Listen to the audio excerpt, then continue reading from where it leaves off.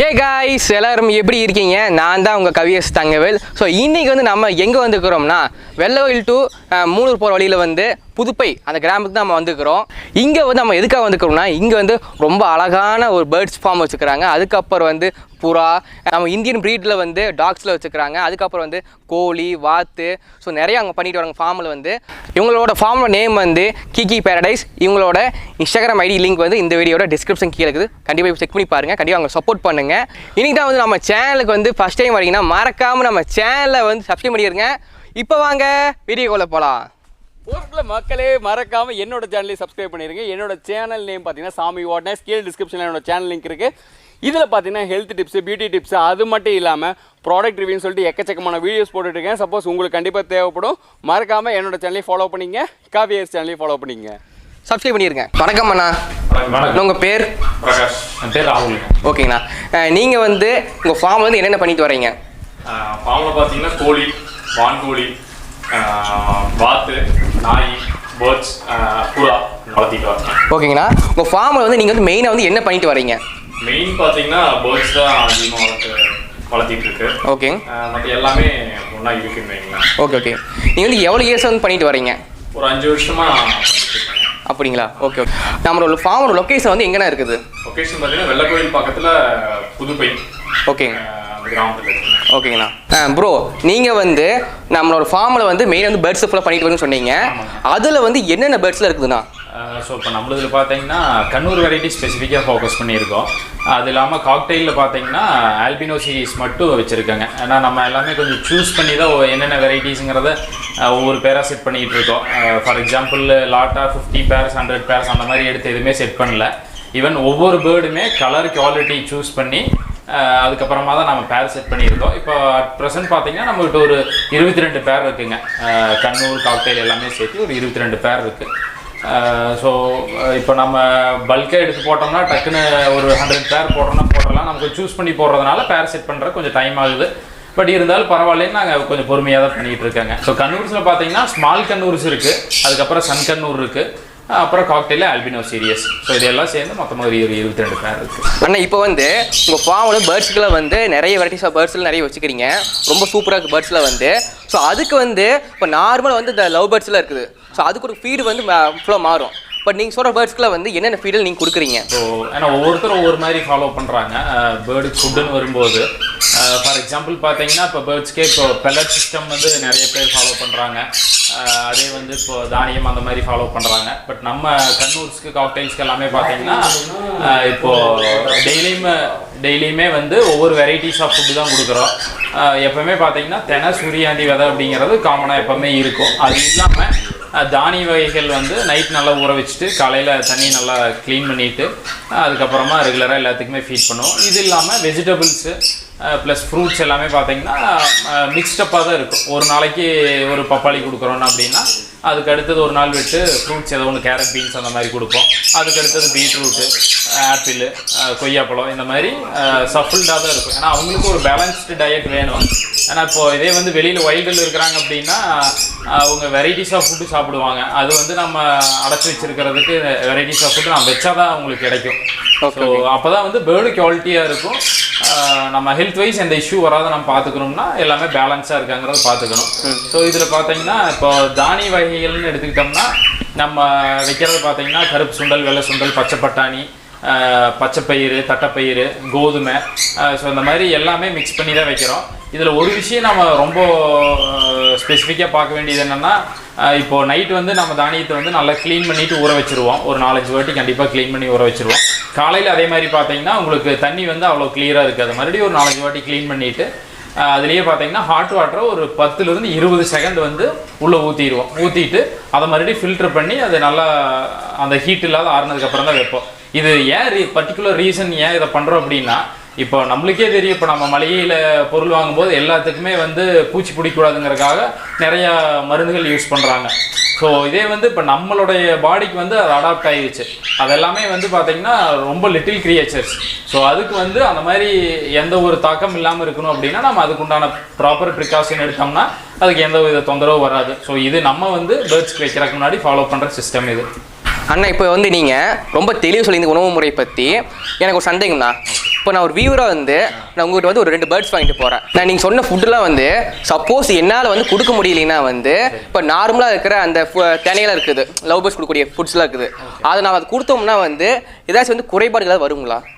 சத்து குறைபாடு வருங்களா? இல்லை வளர்ச்சி வந்து குறையுங்களா அதுக்கு வந்து? வருங்க. இப்போ எக்ஸாம்பிளுக்கு எடுத்துக்கிட்டா love birds, African love birds, cocktail, Kannur ஒன்று பார்த்தீங்கன்னா ஒவ்வொரு வெரைட்டிஸ் ஆஃப் ஃபுட் எடுத்துக்கும். ஸோ இதே பார்த்தீங்கன்னா இப்போ லவ் பேர்ட்ஸ்க்கு வந்து இப்போ கண்ணூர் மாதிரி ரொம்ப வெரைட்டிஸ் ஆஃப் ஃபுட் வைக்கணுமா அப்படின்னா அவ்வளோ அவசியம் இல்லை. ஸோ பட் இவங்கெல்லாம் பார்த்தீங்கன்னா இன்னும் கொஞ்சம் வெரைட்டிஸாக சாப்பிடுவாங்க. இவங்க சாப்பிட்றது எல்லாமே அவங்க சாப்பிட மாட்டாங்க. ஒவ்வொரு பேர்டுக்கும் சம் டிஃப்ரென்ஸ் இருக்குது. இப்போ பார்த்தீங்கன்னா நம்ம ஒரு கஸ்டமருக்கு ஒரு பேர்டு கொடுக்குறோம் அப்படின்னா நம்ம என்ன ஃபுட் டயட் கொடுத்துக்கிட்டு இருந்தோம், என்ன ஃபாலோ பண்ணுங்க அப்படிங்கிறத அவங்களுக்கு ப்ராப்பரான இது கொடுத்துருவோம். அட் த சேம் டைம் நீங்கள் சொன்ன மாதிரி வெறும் சேனை, சூரியகாந்தி விதை அந்த மாதிரி வைக்கிறோம் அப்படின்னா கண்டிப்பாக உங்களுக்கு பேலன்ஸ் டயட்டாக இருக்காது. ஸோ அதனால் வந்து உங்களுக்கு விட்டமின் குறைபாடு வரலாம், இல்லைன்னா அதே வந்து ப்ராப்பர் கால்சியம் கிடைக்காம போகலாம். ஸோ ஒன்றுமே வந்து நம்ம ஹெல்த் கண்டிஷன் ப்ராப்பராக இருக்கா அப்படிங்கிறத நம்ம செக் பண்ணிக்கணும். ஏன்னா நம்ம பெட்டாக தான் நம்ம வீட்டில் வளர்த்துறோம் அப்படிங்கிறப்போ அதுக்குண்டான ப்ராப்பர் டயட் கொடுக்கல அப்படின்னா அதுக்குண்டான சம் ஹெல்த் இஷ்யூஸ் வரும்.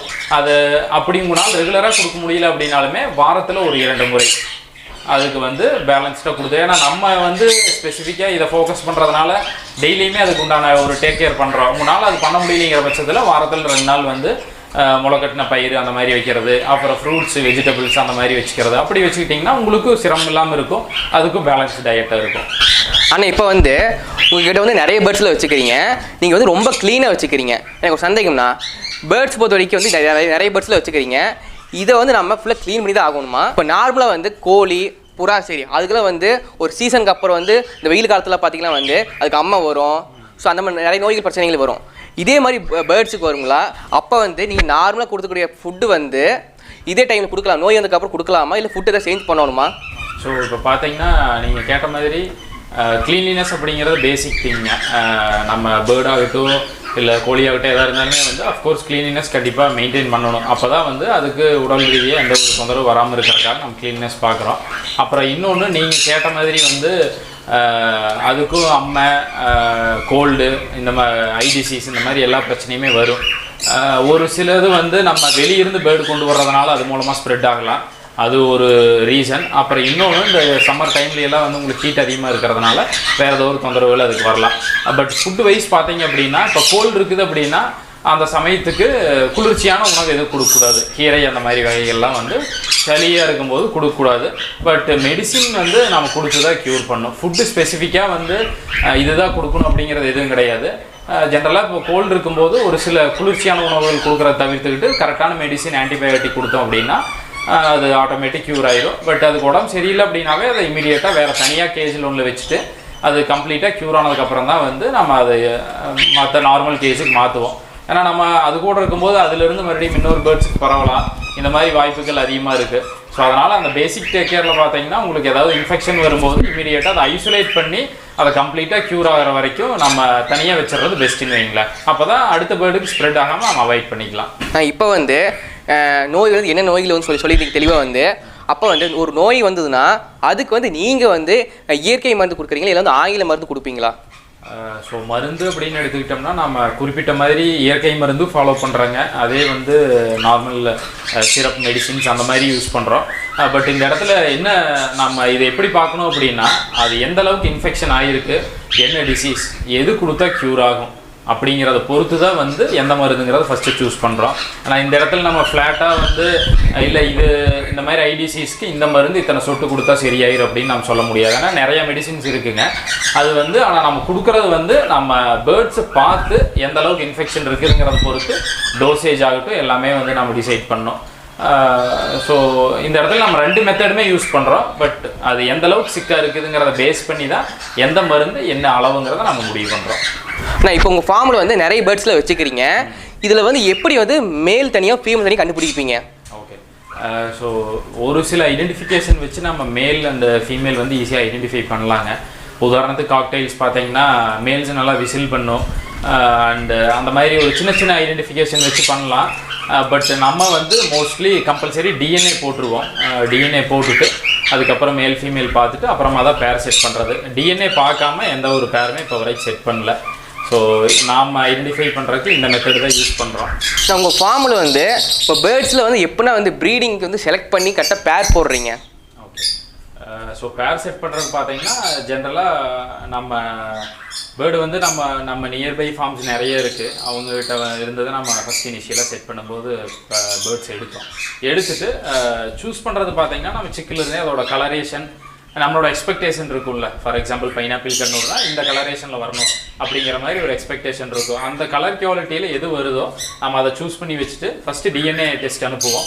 மேல் ஃபீமேல் ஜெண்டர் வந்ததுக்கப்புறமா வந்து நம்ம பேரண்ட் வேறு பேரண்ட்லேருந்து நல்ல கலரேஷன் இருக்கிறத பார்த்து மேல் ஃபீமேல் செட் பண்ணி அதை பேர் செட் பண்ணுவோம்.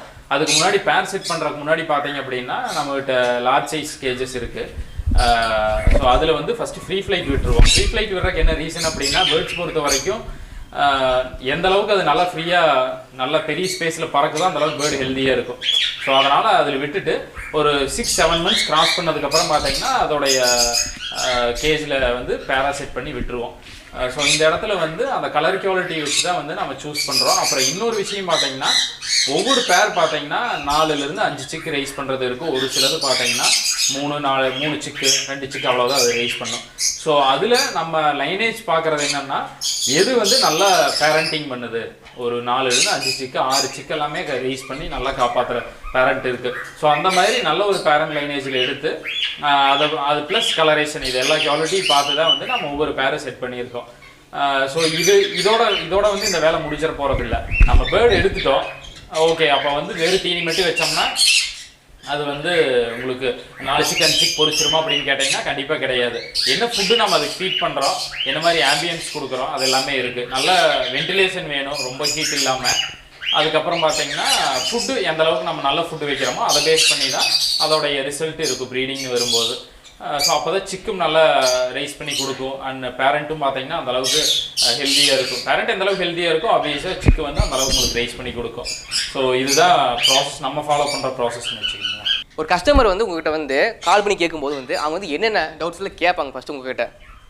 ஸோ ஒரு கஸ்டமர் நம்மளுக்கு கால் பண்ணுறாங்க அப்படின்னா ஜென்ரலாக நிறையா க்யூரிஸ் கேட்பாங்க. பட் எடுத்த உடனே இப்போது வீட்டில் டாக் மாதிரி பெட்டாக வந்து ஒரு பேர்டு வளர்த்துறாங்க அப்படின்னா அவங்களுடைய ஃபஸ்ட்டு கன்ஃபியூஷன் என்ன அப்படின்னா என்ன பேர்டுன்னு அவங்களுக்கு சூஸ் பண்ண தெரியாது. ஸோ இதுதான் வந்து காமனாக ஃபேஸ் பண்ணுற இது. ஒன்று அவங்க வந்து பேர்டு எப்படி சூஸ் பண்ணுவாங்க அப்படின்னா எனக்கு ஒரு 2000 ரேஞ்சில் பேர்டு வேணும், 3000 ரேஞ்சில் வேணும், பேசுகிற மாதிரி வேணும், கலர்ஃபுல்லாக வேணும், பெரிய பேர்டாக வேணும், இந்த மாதிரி நிறைய கொஸ்டின்ஸ் கேட்பாங்க. பட் நாங்கள் பண்ணக்கூடிய விஷயம் என்ன அப்படின்னா அவங்க அந்த மாதிரி கொஸ்டின்ஸ் கேட்கும்போது ஃபஸ்ட்டு என்னென்ன ப்ரீடு இருக்குங்கிறத ஒரு சின்ன எக்ஸ்ப்ளனேஷன் கொடுத்துருவோம். அண்ட் நம்மகிட்ட என்னென்ன இருக்குதுன்னு சொல்லிடுவோம். அண்ட் அவங்க எங்கே என்ன விதமான என்விரான்மெண்ட்டில் அவங்க வீடு இருக்குது, எதோ அப்பார்ட்மெண்ட்டா, இண்டிவிஜுவல் ஹவுஸா, சிட்டியா, அந்த மாதிரி கொஸ்டின்ஸ் கேட்போம். அதுக்கப்புறமா அவங்க வீட்டில் கிட் இருக்காங்களா அப்படிங்கிறத கேட்போம். குழந்தைகள் வந்து வீட்டில் இருக்காங்களா அப்படின்ட்டு. அண்டு அவங்க வீட்டில் பூனை, நாய் அந்த மாதிரி வேறு ஏதாவது செல்லப்பிராணிகள் இருக்கான்னு கேட்போம். ஆனால் இதெல்லாமே பேசிக் திங். ஒரு பேர்டு சூஸ் பண்ணுறதுக்கு முன்னாடி வீட்டில் பூனை, நாயெல்லாம் இருந்துச்சு அப்படின்னா அதுக்குண்டான சேஃப்டி ப்ரிகாஷன் பேர்டு கண்டிப்பாக வேணும். ஸோ இந்த மாதிரி சில கொஸ்டின்ஸ் எல்லாம் கேட்டுட்டு அதுக்கப்புறமா தான் வந்து அவங்களுக்கு சூட்டபிளான பேர்டு எதுவாக இருக்கும், அதோடைய ப்ரைஸிங் என்ன அப்படிங்கிறத ஒரு கிளியரான எக்ஸ்ப்ளனேஷன் கொடுப்போம். ஏன்னா அவங்களுக்கு வந்து ஃபஸ்ட்டு ஒரு ஐடியா கிடையாது. ஐடியா இல்லாதனால தான் வந்து அவங்க எனக்கு 2000 ரேஞ்சில் வந்து எனக்கு நல்லா பேசுகிற மாதிரி கலர்ஃபுல்லான ஒரு கிளி வேணும் அப்படிம்பாங்க. பட் நம்ம இந்த மாதிரி அவங்களுக்கு ஒரு கிளாரிட்டி கொடுக்கும்போது அவங்களுக்கு என்ன தெரிய வருதுன்னா இவ்வளோ வெரைட்டிஸ் இருக்கா, இதெல்லாம் தான் பேசுமா அப்படிங்கிற ஒரு கிளாரிட்டி கிடைக்குது. ஸோ அதுக்கப்புறமா வந்து அவங்க கரெக்டான பேர்டு சூஸ் பண்ணுவாங்க. ஏன்னா அப்பார்ட்மெண்ட்டில் இருக்கும்போது இருக்கிறாங்க. ஃபார் எக்ஸாம்பிள் அவங்க வந்து சன்கண்ணூர் சூஸ் பண்ணுறாங்க அப்படின்னா சன்கண்ணூர் ரொம்ப நாய்ஸியான பேர்டு. கொண்டு போய் வச்சு ஒரு 2 daysலேயே வந்து நியர்பை ஃப்ளாட்டில் இருக்கிறவங்க எல்லாருமே வந்து கம்ப்ளைண்ட் பண்ண ஆரம்பிச்சிடுவாங்க. ஸோ அதுக்கப்புறம் அவங்களுக்கும் டிஃபிகல்ட்டு, நம்ம சேல் முடிச்சது அப்படின்னு நாமளும் இருக்க முடியாது. ஸோ ஆஸ் அ கஸ்டமராக அவங்களுக்கு வந்து அந்த பெட்டு ஒரு ஹோமுக்கு போகுது அப்படின்னா டில் த எண்ட் அது அவங்க வீட்டில் இருக்கணும். ஸோ அதுக்கு தகுந்த மாதிரி தான் வந்து கரெக்டான சாய்ஸ் நாங்கள் சொல்லுவோம். அதே மாதிரி பேர்ட்ஸ் வந்து அவங்களுக்கு இந்த ப்ரைஸில் இருக்குது அப்படின்னு சொன்னால் நிறைய கஸ்டமர்ஸ் வந்து அப்படியே அப்படின்னு சொல்லிட்டு ஓகே அப்போ நான் ஒரு மாதம் 2 மாதம் கழிச்சு வாங்கிக்கிறேன் அப்படின்னு சொல்லிட்டெல்லாம் வெயிட் பண்ணி வாங்கியிருக்காங்க. ஏன்னா அவங்களுக்கு ஃபஸ்ட் ஆப்ஷன் தெரியாத அவங்க கன்ஃபியூஸில் இருந்து நம்ம கிளாரிட்டி கொடுக்கும்போது ஒரு 2 மாதம் வெயிட் பண்ணி கூட கரெக்டான பேர்டு வாங்குறதுக்கு கொஞ்சம் ஹெல்ப்ஃபுல்லாக இருக்குது நம்ம கொடுக்குற இன்ஃபர்மேஷன். இப்போ நீங்கள் ரொம்ப தெளிவாக சொல்லியிருந்தீங்க. அதாவது வந்து ஒரு கஸ்டமர் உங்களுக்கு கால் பண்ணாங்க வந்து அவங்க வந்து என்னென்ன டவுட்ஸில் கேட்பாங்க வந்து ரொம்ப தெளிவாக சொல்லியிருந்தீங்க. இப்போ எங்கள் டவுட்னா இப்போ வந்து ஒரு கஸ்டமர் வந்து உங்களுக்கு கால் பண்ணுறாங்க, அப்போ வந்து எனக்கு வந்து மேல் மட்டும் வேணும், இல்லை ஃபீமேல் மட்டும் வேணும், இல்லை பேரா வேணும் அப்படிலாம் கேட்பாங்க. நீங்கள் வந்து உங்கள் ஃபார்ம் வந்து எப்படி கொடுக்குறீங்க? தனியாக கொடுக்குறீங்களா இல்லை வந்து பேரா தான் கொடுப்பீங்களா? ஸோ இப்போ கஸ்டமர் பார்த்தீங்கன்னா நீங்கள் சொன்ன மாதிரி தான், அவங்களுக்கு என்ன ரெக்யர்மெண்ட்டோ அதை தான் ஸ்பெசிஃபிக்காக கேட்பாங்க. நம்மகிட்ட பேர்ட்ஸ் வந்து நம்ம எப்படி வேணாலும் இருக்கலாம், மேல் மட்டும் இருக்கலாம் இல்லை ஃபீமேல் மட்டும் இருக்கலாம். பட் கஸ்டமர்னு பார்க்கும்போது பார்த்தீங்கன்னா அவங்ககிட்ட மேபி ஆல்ரெடி ஃபீமேல் இருக்கும், அதனால் மேல் மட்டும் கேட்பாங்க. பட் சம்டைம்ஸ் நம்மகிட்ட மேல் இருக்காது, இல்லைனாலுமே நம்ம சொல்லிடுவோம் ஒரு 20 days 25 days வெயிட் பண்ணுங்கள், அடுத்த ஸ்லாட்டில் வந்து மேல் வந்துச்சுன்னா கண்டிப்பாக அரேஞ்ச் பண்ணி தர்றேன் அப்படின்னு. ஸோ அவங்களுக்கு என்ன ரெக்யர்மெண்ட்டோ அது மோஸ்ட்லி 95% ஃபுல்ஃபில் பண்ணி கொடுத்துருவோம். அது அட் த சேம் டைம் நம்ம பேராகவும் வச்சுருப்போம், அவங்களுக்கு பேரா வேணாலும் எடுத்துக்கலாம் இல்லை சிங்கிளாக வேணாலும் எடுத்துக்கலாம். பட் இமீடியட்டாக நம்மகிட்ட பேர்டு இல்லைனாலும் நம்ம அரேஞ்ச் பண்ணி கொடுத்துருவோம். பட் அதுக்குண்டான ஒரு சின்ன டைம் பீரியட் நம்மளுக்கு தேவைப்படும். அடுத்து வந்து உங்கள் ஃபார்மில் வந்து நீங்கள் பைனாப்பிள் கண்ணூர், சன் கண்ணூர், அதுக்கப்புறம் காட்டையில் ஆல்பினோ அதை பண்ணிட்டு வரீங்க. இதில் வந்து வேறு பேர்ட்ஸில் வந்து கேட்டாங்க வந்து நீங்கள் வந்து அரேஞ்ச் பண்ணி கொடுப்பீங்களா? கண்டிப்பாங்க. ஏன்னா இப்போது கஸ்டமரோடைய ரெக்யர்மெண்ட் வந்து கண்ணூர் மட்டுமே ஒரு சிலர் வாங்க மாட்டாங்க, ஒரு சிலர் காக்டெயில் வாங்க மாட்டாங்க. இது இல்லாமல் லார்ஜ் வெரைட்டிஸ் நிறைய பேர் கேட்பாங்க. அது வந்து மேபி ஆஃப்ரிக்கன் கிரேவாக இருக்கலாம், இல்லை மக்காவூஸாக இருக்கலாம், அப்படி இல்லைன்னா காக்கட்டூஸ், அந்த மாதிரி நிறையா வெரைட்டிஸ் இருக்குது. ஸோ அதில் அவங்களுக்கு எது வேணும்னு கேட்டாங்கனாலும் நம்ம அரேஞ்ச் பண்ணி கொடுப்போம். மோஸ்ட்லி நம்மக்கிட்ட பார்த்தீங்கன்னா ஹேண்ட் டேம்டு பேர்ட்ஸ் தான் நம்மக்கிட்ட நிறைய பேர் கேட்பாங்க. ஏன்னா ப்ரீடிங் வாங்குறது ஒரு கொஞ்சம் கம்மியான பேர் தான். அது இல்லாமல் நம்ம வீட்டில் பெட்டாக வளர்த்திக்கிறதுக்கு ஒரு பேர்டு வேணும், 2 பேர்டு வேணும், அந்த மாதிரி நிறைய பேர் கேட்பாங்க. ஸோ அதுக்கு வந்து நம்ம சின்ன வெரைட்டிஸ்லேருந்து பெரிய வெரைட்டிஸ் வரைக்கும் எல்லாமே நம்ம பண்ணி கொடுத்துட்டு தான் இருக்கிறோம். அவங்களோட ரெக்யர்மெண்ட் என்னவோ, பட் நாங்கள் முன்னாடியே சொல்லிடுவோம் இந்த இவ்வளோ டைம் பீரியட் ஆகும். ஏன்னா பெரிய வெரைட்டிஸ் எல்லாமே வந்து லைவாக கையில் ஸ்டாக் வச்சுட்டெல்லாம் இருக்க முடியாது. பேர்ட்ஸ் பொறுத்த வரைக்கும் வேறு ஏதாவது பொருளாக இருந்தால் நம்ம வச்சுருக்கலாம். இது வந்து கஸ்டமர் ரெக்யர்மெண்ட் பொறுத்து நம்ம எப்படி வேணுமோ. ஃபார் எக்ஸாம்பிள் பார்த்தீங்கன்னா எனக்கு வந்து ஆஃப்ரிக்கன் கிரே மேலு இந்த நேமில் ட்ரெயின் பண்ணி எனக்கு வேணும் அப்படிம்பாங்க. அப்படி இல்லை அப்படின்னா macaw, Hahn's macaw, blue gold macaw, அந்த மாதிரி நிறைய வெரைட்டிஸ் இருக்குது. ஸோ அதுலேயுமே வந்து எனக்கு இந்த மாதிரி ட்ரெயின் கண்டிஷனில் நல்ல செல்ஃப் ஹீட்டிங்கில் வேணும்னு கேட்பாங்க. அதெல்லாம் அவங்களுடைய கஸ்டமைஸ்டு ரெக்யர்மெண்ட்டு. ஸோ அவங்களுக்கு எப்படி ரெக்யர்மெண்ட் இருக்கோ அதுக்கு தகுந்த மாதிரி ப்ராப்பராக ட்ரெயின் பண்ணி டெலிவரியிலேருந்து எல்லாமே சேஃபாக பண்ணி கொடுக்குறோம். அதில் எந்த ஒரு இதுவும் கிடையாது. கஸ்டமர் சாட்டிஸ்ஃபேக்ஷன் நம்மளுக்கு ரொம்ப முக்கியம். ஒரு கஸ்டமர் வந்து பேர்ட்ஸ் வாங்கிட்டு போகிறாங்கன்னா மினிமம் வந்து அவங்க வந்து என்ன சைஸ் கூண்டு வாங்கலாம்? ஸோ ஒரு கஸ்டமர் ஒரு பேர்டு வாங்கினாங்கன்னா அவங்க கேட்குற செகண்ட் கொஸ்டின் அதுதான், பேர்டு சூஸ் பண்ணிடுவாங்க. அதுக்கப்புறம் அவங்க கேட்குற கொஸ்டினே பார்த்தீங்கன்னா என்ன சைஸ் வந்து கேஜ் இதுக்கு சூட்டபுளாக இருக்கும் அப்படிங்கிறது அவங்களுடைய செகண்ட் கொஸ்டினாக இருக்கும்.